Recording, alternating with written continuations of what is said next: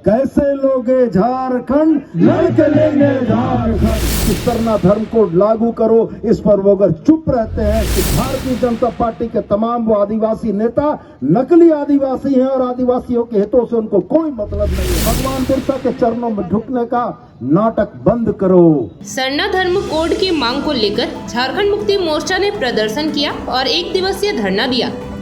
झामुमो के कार्यकर्ता सरना धर्म कोड लागू करने के नारे लगाते हुए हाथों में तख्ती लिए शहर का भ्रमण करते हुए रैली की शक्ल में प्रदर्शन करते हुए टावर चौक पहुंचे, जहां महाधरना का आयोजन किया गया था। धरना में मुख्य रूप से मंत्री सह गिरिडीह विधायक सुदेव कुमार सोनू के साथ सैकड़ों कार्यकर्ता मौजूद रहे। धरना को संबोधित करते हुए मंत्री सुदेव कुमार सोनू ने कहा कि जिस तरह बिहार के नक्शे से हमने लंबी लड़ाई के बाद झारखंड राज्य लिया, उसी तरह दिसोम गुरु शिबू सोरेन ने कहा है कि सरना धर्म कोड लागू करना होगा तो झारखंड समेत देश का 12 करोड़ आदिवासी एक साथ आवाज बुलंद करेंगे। सरना धर्म कोड लागू करना होगा। वहीं उन्होंने भाजपा पर हमला बोलते हुए कहा कि भाजपा के नेता बिरसा मुंडा समेत झारखंड के वीर शहीदों के प्रतिमा पर नमन करने का नाटक बंद करे। जब आप उनके संतानों की जायजा मांग, उनकी पहचान की मांग के साथ नहीं खड़े तो भाजपा के आदिवासी नेता नकली आदिवासी नेता है। ये आवाज तीसरी से लेकर सरायकेला तक जानी चाहिए। जो नेता अपने आप को आदिवासी का हितैषी बताते मगर आदिवासी के हितों के सवाल पर उनकी आवाज खामोश हो जाती है, जवाब उन्हें भी देना होगा। सड़कों पर उतरकर महाधरना के माध्यम से अपनी बात प्रेषित की है। देश के 12 करोड़ आदिवासियों की आवाज झारखंड मुक्ति मोर्चा बनेगा। दिसोम गुरु शिबू सोरेन की सोच और हेमंत सोरेन के नेतृत्व में देश के 12 करोड़ आदिवासियों को सरना धर्म कोड दिलाने के लिए झारखंड मुक्ति मोर्चा हर संघर्ष करेगा। मंडियों का हक अलग झारखंड राज्य है, तो उस समय भी लोगों ने कहा था कि अलग राज मंझिया लतो, और मंझिया ने 15 नवंबर 2000 को बिहार के नक्शे में झारखंड बनाकर दिखा दिया। अगर दिसोम गुरु ने कहा है कि सरना धर्म कोड लागू करना होगा तो मैं आपसे यह कहता हूं कि झारखंड का बच्चा बच्चा और देश का 12 करोड़ आदिवासी एक साथ आवाज बुलंद करेगा, सरना धर्म कोड लागू करना होगा, सरना धर्म कोड लागू करना होगा।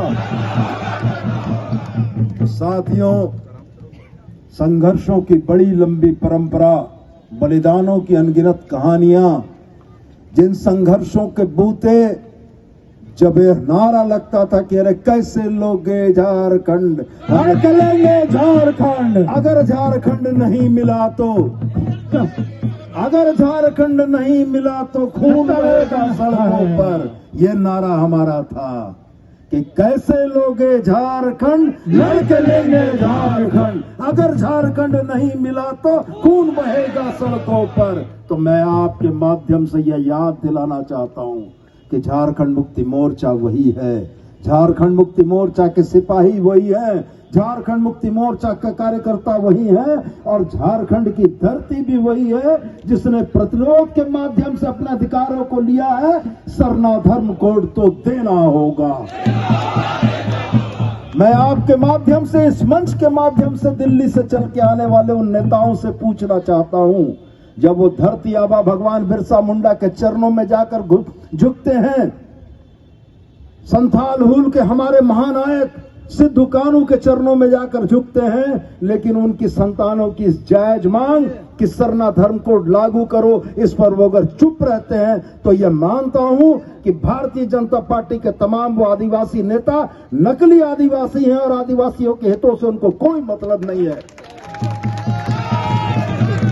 और आपके माध्यम से उनको यह कहना चाहता हूं कि भगवान बिरसा के चरणों में झुकने का नाटक बंद करो। सिद्धू कानू के समाधि स्थल पर जाकर फूल चढ़ाने का नाटक बंद करो। अगर आप उनकी संतानों की जायज मांग, अपनी पहचान, अपने हक, अधिकार की मांग पर आप उनके साथ खड़े नहीं हो तो मेरे नजर में आप नकली आदिवासी हो। जो आप आदिवासियों के नहीं हुए तो दुनिया में और किसके होंगे। मेरी आवाज तीसरी तक भी पहुंचनी चाहिए। मेरी आवाज सरायकेला तक भी पहुंचनी चाहिए, भारतीय जनता पार्टी के उन नेताओं तक पहुंचनी चाहिए जो आदिवासियों के हमदर्द होने की बात करते हैं, लेकिन आदिवासियों के सवाल पर जिनके मुंह में दही जमा होता है, जबान से एक आवाज नहीं निकलती है। तो मैं आपको साथियों यह कहना चाहता हूं कि मुक्ति मोर्चा ने बड़ी लड़ाइयों का आगाज किया है और मुक्ति मोर्चा ने उन लड़ाइयों को अपने संघर्ष के बूते जीता है। मैं आज आपसे यह कहता हूं कि हमारे नेता देशोम गुरु शिबू सोरेन, हमारे नेता हेमंत सोरेन ने अगर यह ठान लिया है कि इस देश के 12 करोड़ आदिवासियों का उसका हक मिले और यह आवाज, ये मजबूत आवाज सबसे पहले झारखंड से और गिरिडीह से उठे, तो मैं आभारी हूं आज आपका कि आज आप इतनी बड़ी तादाद में सिर्फ धरना कार्यक्रम में आए हैं।